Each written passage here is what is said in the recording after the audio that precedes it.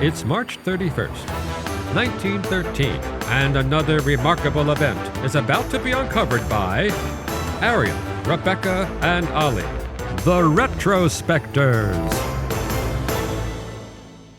When you think rioting at a concert, your mind probably goes to Woodstock 99 or the Altamont Speedway Festival, see our previous episode.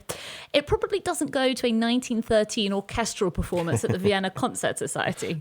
And yet it was today in history, in the staid surroundings of a classical music hall, that violent disorder broke out between rival factions in the audience. So there was actually trouble brewing from pretty early on in the concert. The audience had started to air their slight signs of protest during one of the early works. It was a program of several pieces in a row.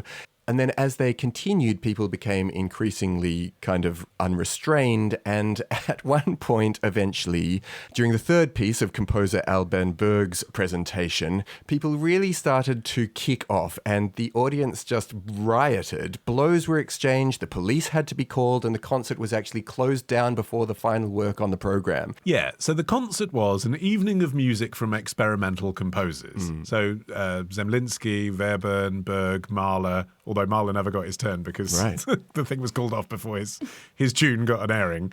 But it does make you think, well, if you go and see an evening of modern compositions, what are you expecting? Right. Like, it's not like these people didn't have a reputation. People knew that Schoenberg in particular, who was conducting Berg's piece when it all kicked off, was interested in atonality. That was the point, was I'm going to bring you music that lets you hear the torment of the composer, the expression of something profound and existential, not something beautiful. You're not going to hear an evening of beautiful music. And yet somehow that memo had got lost amongst this audience this evening. Well, there was already bad blood between the Viennese music scene and Schoenberg himself. He had been, as you say, he was the leading figure in the avant-gardist movement at the time. But all his experimental work had been, pretty badly panned by the Viennese music scene, who, there were quite a lot of conservative bods in there who were more of the romantic taste.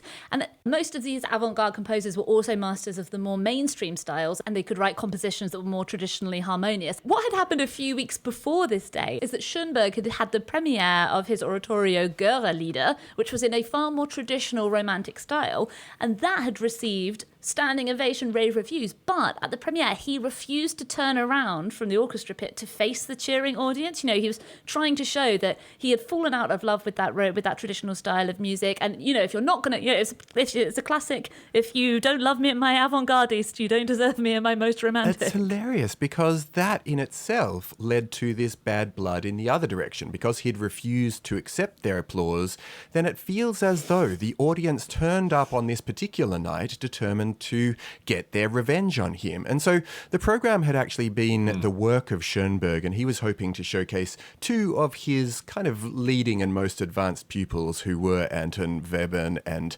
Alban Berg, and also of his brother-in-law Alexander von Zemlinsky, as well as his own work too. And you just get the sense that the crowd is ready to hate it. Like, there was a lot to potentially hate, particularly if you had a kind of background in and taste for the first Viennese school. Yeah, the Mozarts and the Haydns and the Ludwig van Beethovens of the world. And Schoenberg himself had come up with this kind of wild new method of writing music, which was called the 12-tone method, which really kind of leaned into the way that music is not just beautiful sounds, but mathematics. And he was interested in the mathematics and expressing them, and so were his pupils. And I think, that doesn't always make for the most relaxing and easy to absorb evening of musical listening. But also, it's this era of modernism, isn't it? It's like we were talking about in our episode about Sagrada Familia last week.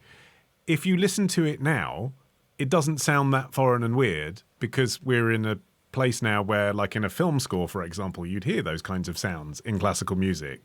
But then the repertoire had a certain style and you expected certain things to happen.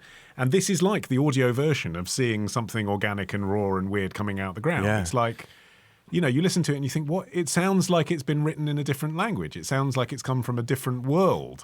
And even now, despite what I said about it sounding kind of more normal to us. I was looking at the comments on YouTube where I was streaming it, and someone had written, "This gives you ear cancer." Like, there's still definitely a feeling that it's just a bit too weird. Well, I think it's fundamentally as a mismatch between the audience expectation and what the artist is setting out to do. If you think of orchestral music as something that you listen to relax and to be sort of transported away in a romantic dream, then that's going to sound pretty jarring. And it's something that you see across different types of media as well. Famously at Cannes, there's the booing, the sort of booing that no one would dream of doing in a cinema. You get kicked out by an usher. But, when these controversial or experimental films get shown at Cannes, there is a thing where critics will boo and jeer them because that is considered an acceptable reaction. They don't usually slap each other, though. Yeah, so as things started to kick off, the concert organizer, Erhard Böschbeck, was said to have slapped a concertgoer in the face, which not only led to a lawsuit, but also gave the event its alternative name. It's known to some people as Skandalkonzert, but it was also known as Watschenkonzert, from the Austrian meaning slap concert. And at the trial that then... Gotta love the German language, I love it. Yeah. And do they call the Will Smith incident the Watschen Oscars? I hope so. But at the trial, Strauss actually commented that the thud of Buschbeck's punch had been the most harmonious sound of the entire concert. And they were like, for goodness sake, Strauss, get off the stand, you joker. Right. If you've got nothing to contribute but your little one-liner. I mean, the fact that it got to trial at all shows you that it got pretty out of hand. This all could possibly have been avoided if Schoenberg had just adjusted the program slightly, because the first composers on the bill were all, new modernist composers. But the last selection was supposed to have been from Mahler, who had died 2 years earlier, and he had been Schoenberg's mentor, and he's often seen as being a bridge between the Romantic and the Modernist periods. So mix it up a bit. Put him on first, guys. Ease everybody in. It's interesting. I was thinking a similar thing, actually, because I was thinking about a play that I saw at the National Theatre about 3 years ago by Friedrich Dürrenmatt called The Visit. You ever heard of that? It's like a Brechtian 1950s play. It was a modern adaptation, but it was 3.5 hours long, and I went to see it. And there was a similar feeling in the auditorium watching that, and it was a good production. Like, it was lush in its staging. Hugo Weaving was in it. Leslie Manville was in it. Tony Kushner had written it. It was just really long and hard to watch. And they did this kind of Brechtian joke in it where just when you thought the play was nearly over, after 3 hours, they made you watch the last act again. No. I would lose my... Someone would be getting slapped in that audience. It was like torture. And it's supposed to create a reaction in the audience, right? But then you're supposed to think, aha, how does this frame my experience of what I expect theatre to be? I hated it more than I hated it previously. Yeah, right, exactly. So there's the cerebral part of your brain that is thinking those things, but then there's the part of your bum which is thinking, I want to get out of here. Yeah. And I do just wonder whether it was really Berg's song at this point that really wound up the audience to the extent where they were punching each other, or whether it was just its place in the order, as you were saying. This was the fourth act. The audience could sit there pretending to enjoy it for the first 3 acts, but by this point, everyone's just had enough. Yeah, and it was probably the most challenging work on the programme as well. It was inspired by poetry by the well-known Bohemian Viennese poet Peter Altenberg. The sound is especially discordant. There are words as well. I mean, the words seem like pretty standard modernist poetry to me, but potentially they were also causing offence.